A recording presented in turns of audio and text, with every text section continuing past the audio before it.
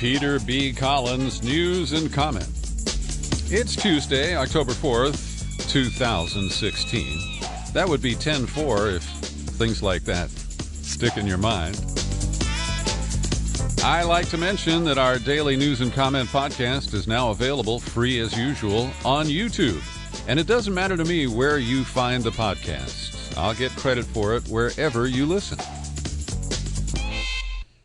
Now, often when you're driving down the highway, you'll see one of those signs that says, "Your tax dollars at work." And politicians append their names to it. You see who is responsible for the contracting of this job. And you feel good about it, right? Because you pay tax money and you see that that highway is being repaired or even built because of the investment you made. And our tax dollars are kind of front and center these days because Donald Trump hasn't paid any taxes, or at least we don't think he has. And yet you and I, the little people, we pay our taxes. We have limited loss deductions. And we just have to suck it up, even if the money's being spent on projects that we don't approve of, like military propaganda, psychological operations, the selling of wars to victims and to the funders, and that would be you and me. There are two very important journalistic reports that have surfaced in the last few days, and I continue to have deep respect for the work of Max Blumenthal. He publishes at Alternet, and yesterday his story details the shadowy PR firm that is lobbying for regime change in Syria. And I had noticed this recently in the news coverage that I absorb, that we've been seeing a lot of favorable coverage of the kind of emergency crews that call themselves the White Helmets. And after the bombs have dropped in Syria, they descend on the scene and they try to provide medical care, first aid, that sort of thing. And on the face of it, you see white hats and you see them helping innocent victims of this international carnage. And you're initially drawn to say, wow, these must be the good guys. There aren't any there, right? So, turns out that the White Helmets have connections to the Syria campaign, which has connections to international PR firms, and they are selling us propaganda. Blumenthal writes, the Syria campaign presents itself as an impartial, non-political voice for ordinary Syrian citizens dedicated to civilian protection. We see ourselves as a solidarity organization, says its director, James Sadri. We're not being paid by anybody to pursue a particular line. We feel like we've done a really good job about finding out who the frontline activists, doctors, humanitarians are and trying to get their word out to the international community. But when you scratch a little deeper, and Blumenthal dug deeper, you learn that the Syria campaign has been clamoring for regime change. They are anti-Assad. They've been pushing for a no-fly zone in Syria that, according to the Pentagon, would require at least 70,000 American service members on the ground in Syria. And Blumenthal notes that there's no record of a no-fly zone being imposed without being followed by regime change, which he says seems to be exactly what the Syria campaign and its partners want.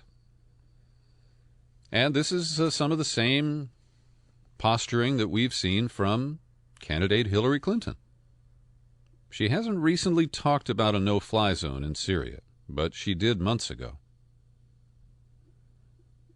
And the Syria campaign, and again, it in turn is connected to these white helmet people who are not just neutral international observers or even Syrian observers of the scene. They just pretend to be. And among the campaign's most prominent vehicles for promoting military intervention is a self-proclaimed unarmed and impartial civil defense group known as the White Helmets. There they are. Footage of the White Helmets saving civilians trapped in the rubble has become ubiquitous in recent coverage. But, like the Syria campaign, the White Helmets are anything but impartial. The group was founded in collaboration with the United States Agency for International Development, USAID. And when you hear about them, you know that they are just a slightly above surface operation linked to the Central Intelligence Agency.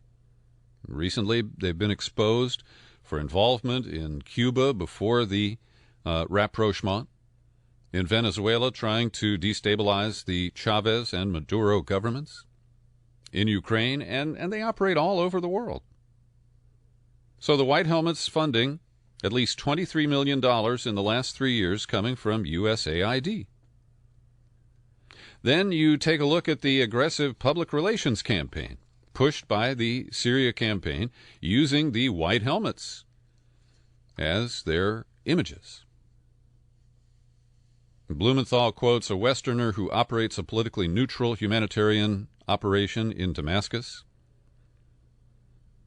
He accused the Syria campaign of dividing and polarizing the humanitarian community along political lines while forcing humanitarian entities to make decisions based on media repercussions instead of focusing on actual needs on the ground.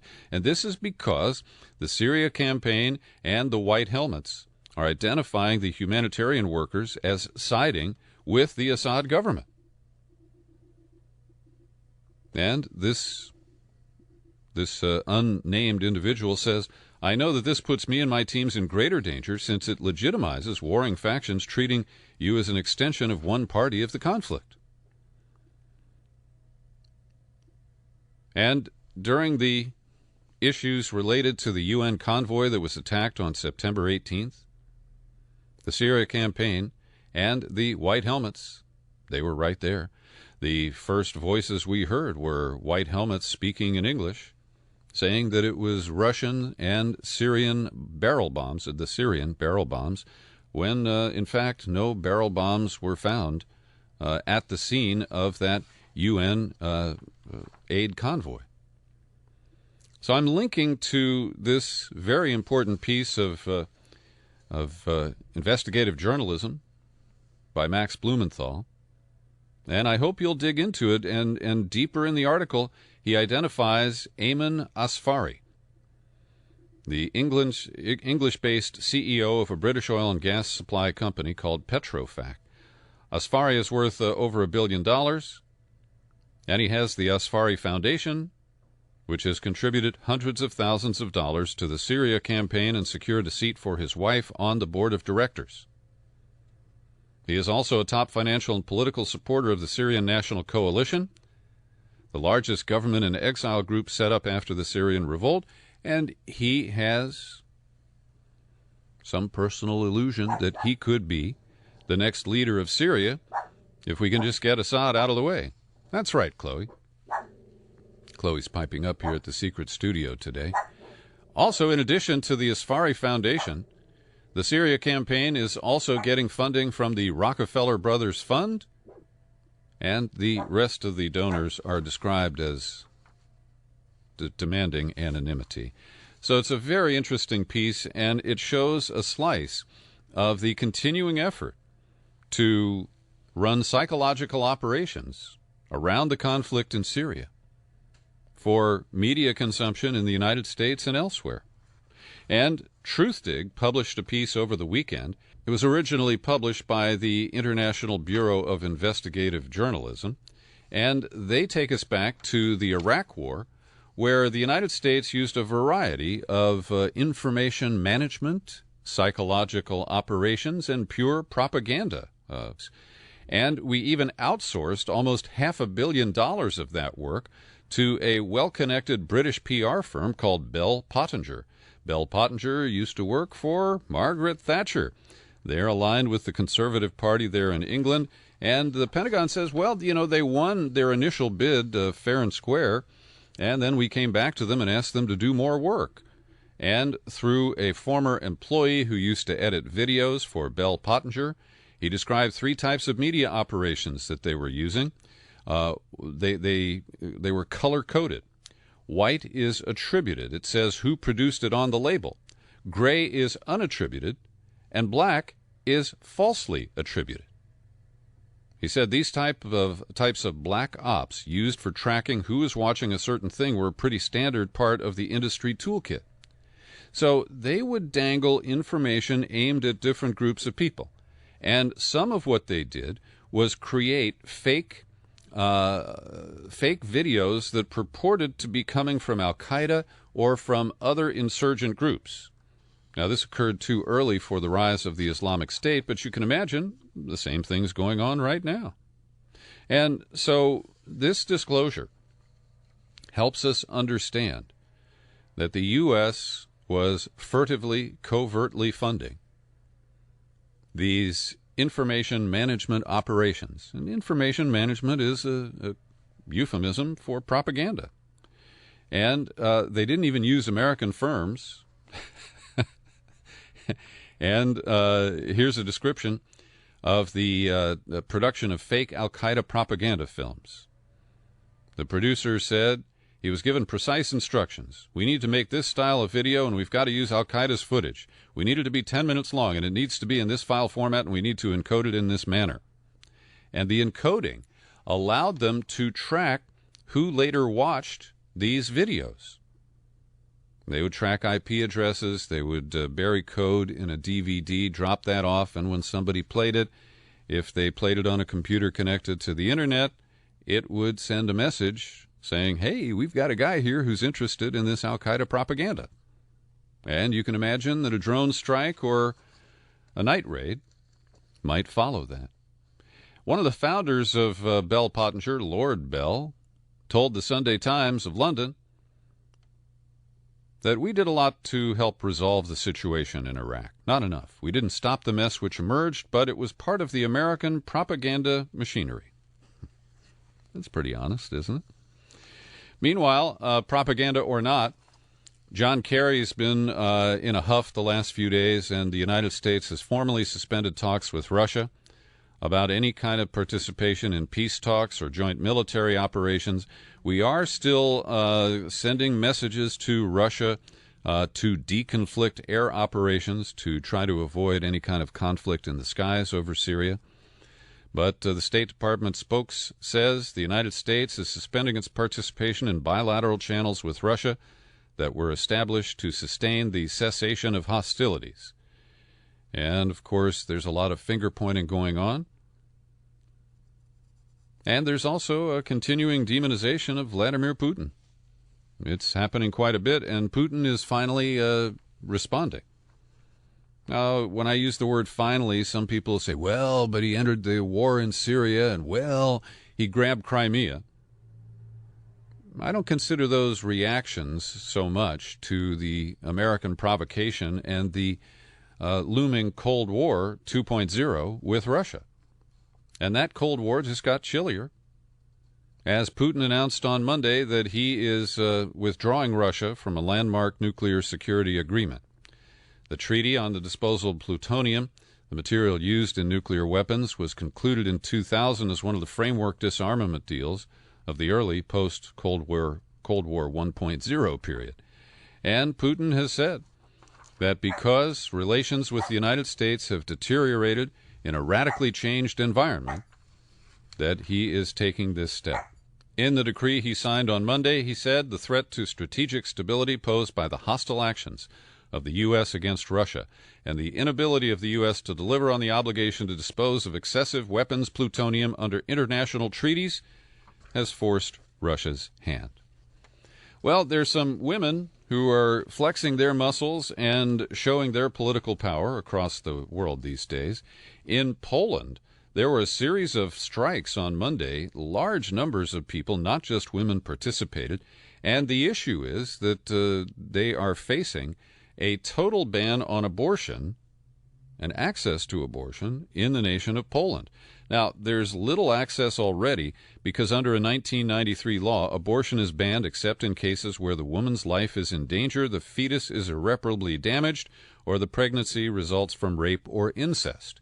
And we have many American political leaders, mostly Republicans, not all, who embrace the same essentially zero exceptions policy in trying to ban abortion.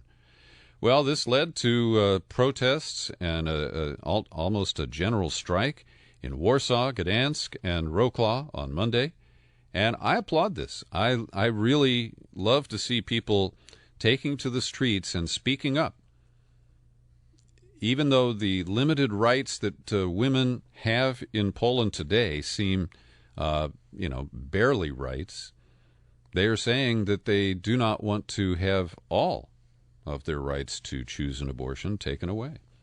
Also, I want to urge you to watch the news in the next 24 or 48 hours, because the Women's Freedom Flotilla is cruising toward Gaza right now.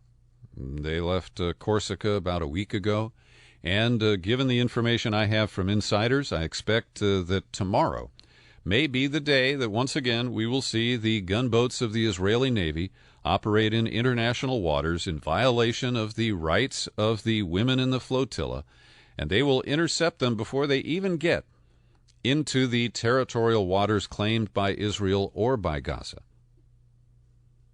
And once again, I hope there is no loss of life, and that the Israelis recognize that these women are there to make a political statement. But it's gone sideways before. It could happen again. Barack Obama has given another one of those confessional interviews, and I find it confounding. It provides a little insight to Obama the man, that he is not just a robot, not just a killing machine. But in an interview with New York Magazine and writer Jonathan Chait, Obama expressed agreement with one of the most dramatic critiques of his use of drones, that it risks creating institutional comfort and inertia with what looks like a pretty antiseptic way of disposing of enemies.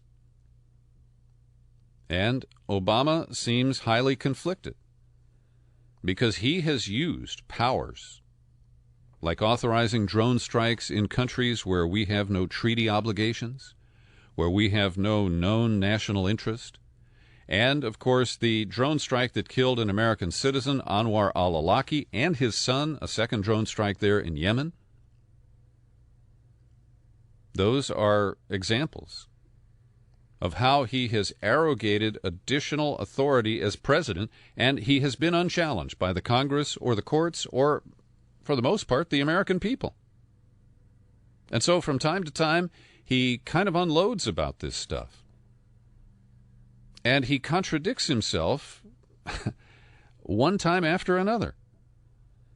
So Obama says that he has looked at the way in which the number of drone strikes was going up and the routineness with which early in my presidency you were seeing both the Pentagon and the CIA think about this. And it troubled me, he said, because I think you could see over the horizon a situation in which, without Congress showing much interest in restraining actions with authorizations that were written really broadly, you end up with a president who can carry on perpetual wars all over the world, and a lot of them covert, without any accountability or democratic debate. He is describing himself.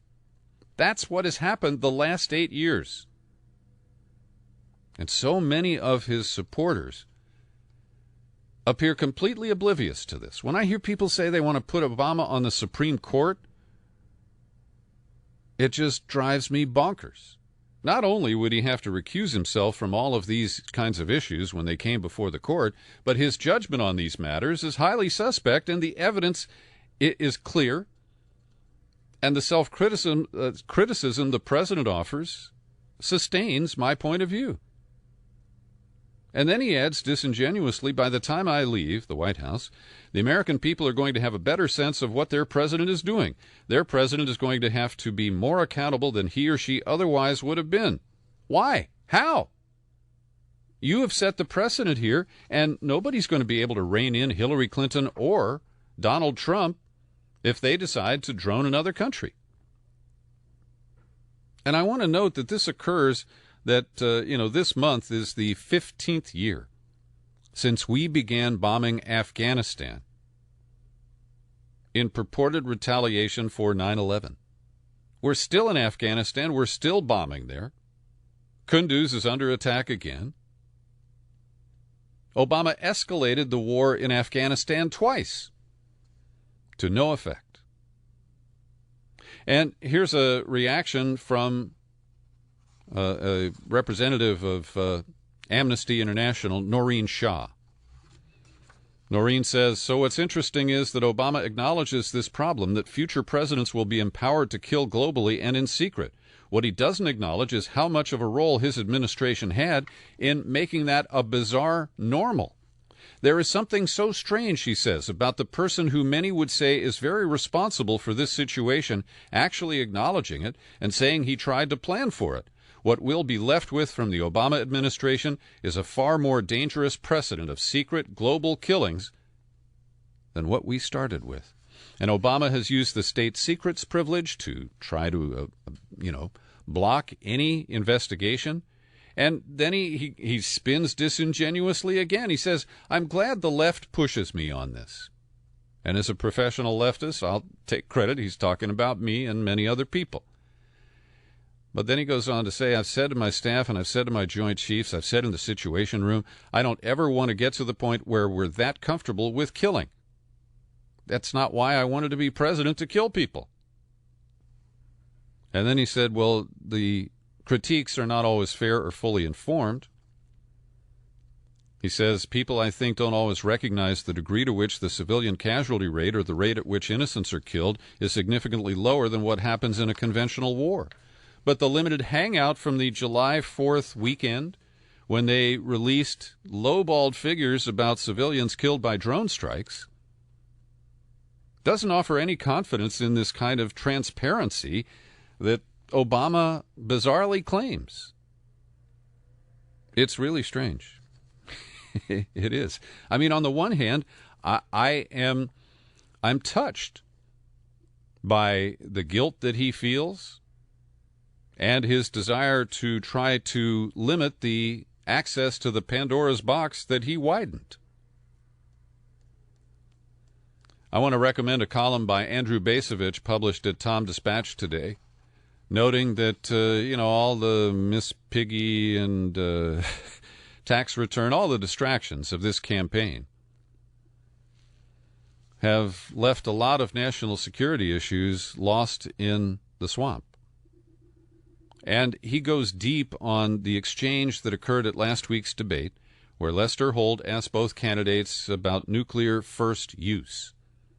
And Obama he toyed with the idea of acknowledging as policy that the U.S. would not engage in a first strike. And Lester Holt asked both candidates, with Trump first, to talk about that. And Trump, who still doesn't seem to know what the nuclear triad is, he spent 2 minutes talking around the issue, but he finally said that he would not engage in first use of nuclear weapons. Then, when it was Clinton's turn, she just filibustered for 2 minutes and never really answered the question. She attacked Trump as being, unqualified to handle nuclear weapons. She slammed him for not supporting the Iran nuclear deal. But she never really answered the question. And so Basovich says that the issue of first use is only one of several which anyone aspiring to become the next commander-in-chief should be able to offer informed comment.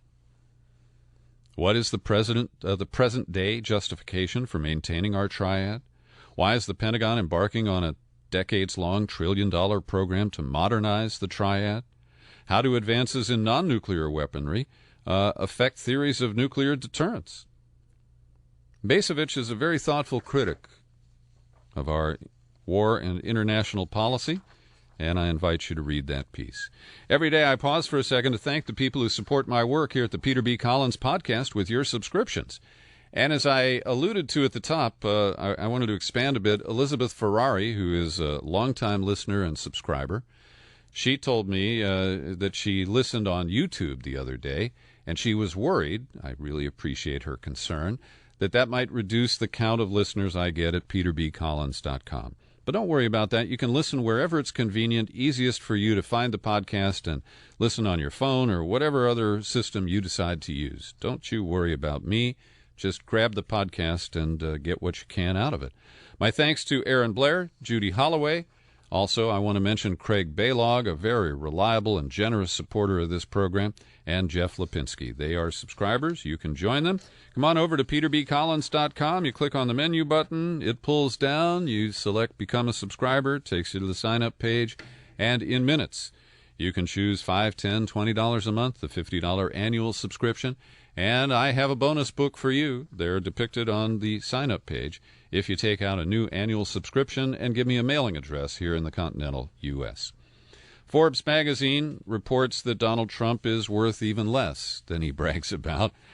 He claims $10 billion, but they say their estimates show that his net worth actually fell from $4.5 billion to $3.7 billion in the past 12 months, and he's only the 156th wealthiest in the world. The Forbes thing is international. And fallout continues over the tax return issue.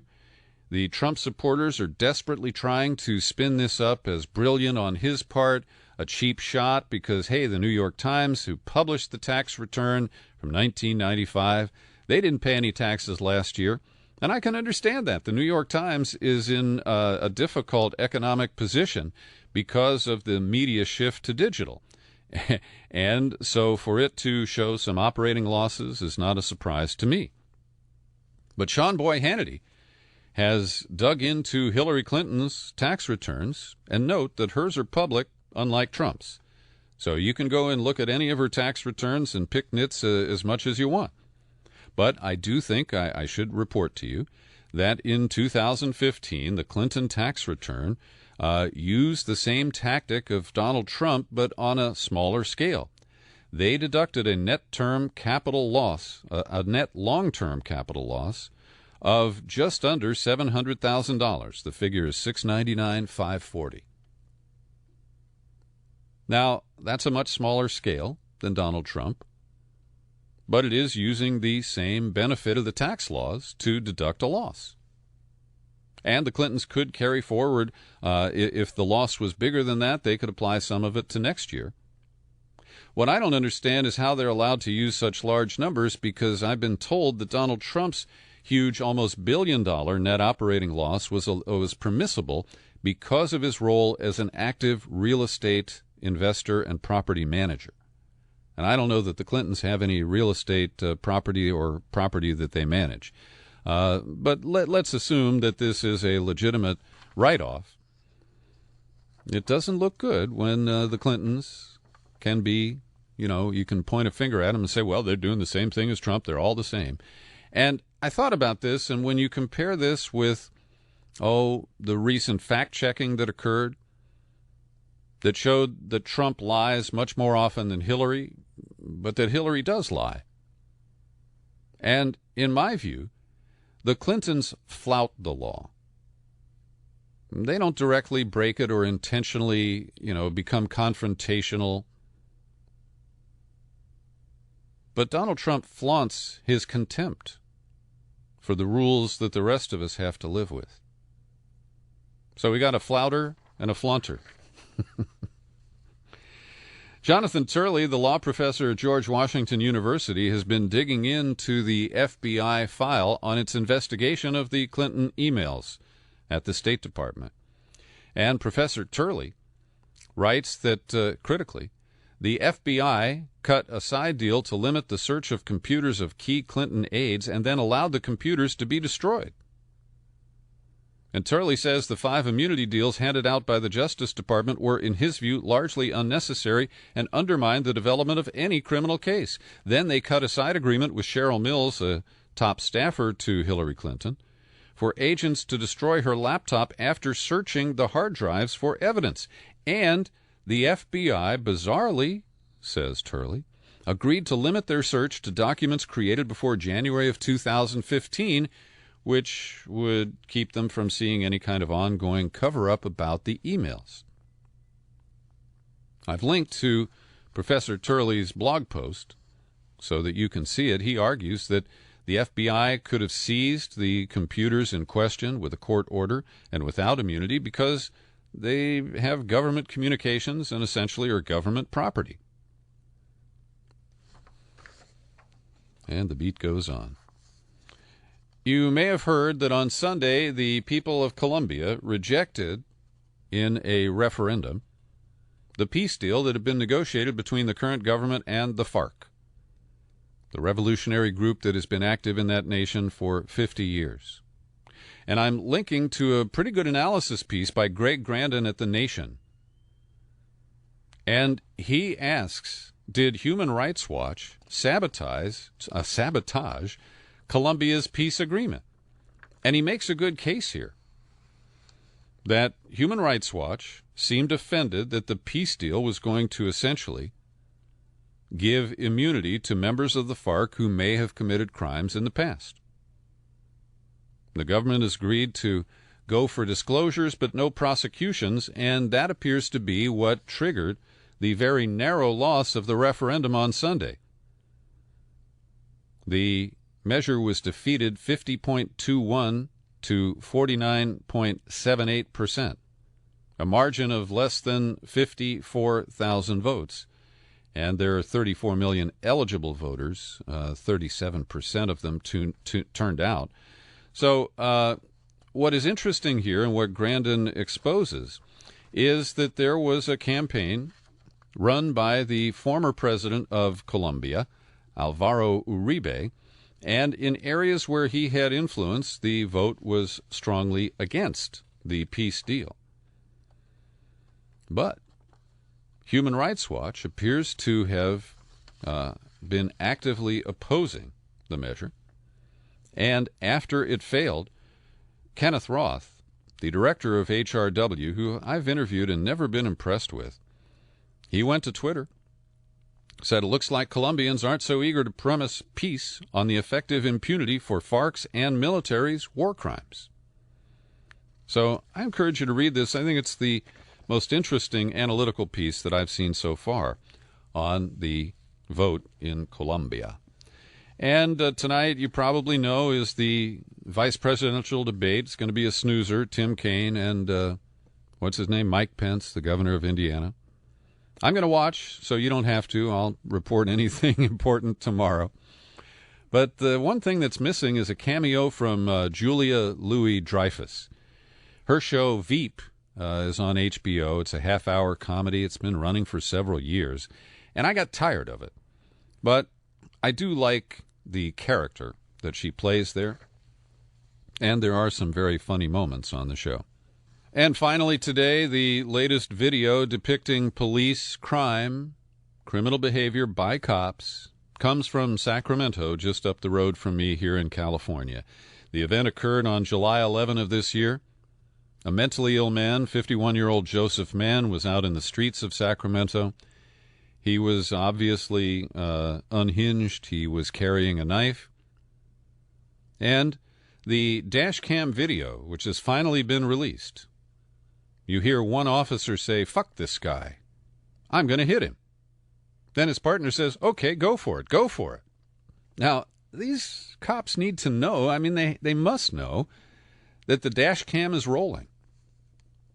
And they are so arrogant and so above the law that they believe they can get away with this. So they tried twice to run Mann over with their police cruiser. And despite methamphetamine found in his system, he seemed to be able to dodge them well enough that he survived those two attempts. So then they cornered him. They fired 18 bullets, 14 of which hit this homeless, mentally ill man. And he died at the scene. So the cops are now being sued by the family. The police department there was very slow to investigate this from everything that I can tell. And the lawsuit says that Mann was obviously displaying signs of mental distress. Inexplicably, the officers failed to contact any properly trained mental health counselors or make any attempt to use less than lethal force or to de-escalate. And this, again, is a real stain on America's law enforcement and criminal justice. And we need to really make significant changes. Will we? Well, stay tuned, and I'll bring that to you as soon as it occurs. Thanks for listening. I remain Peter B. Collins. Happy trails to you until we meet again. Happy trails to you. Keep smiling.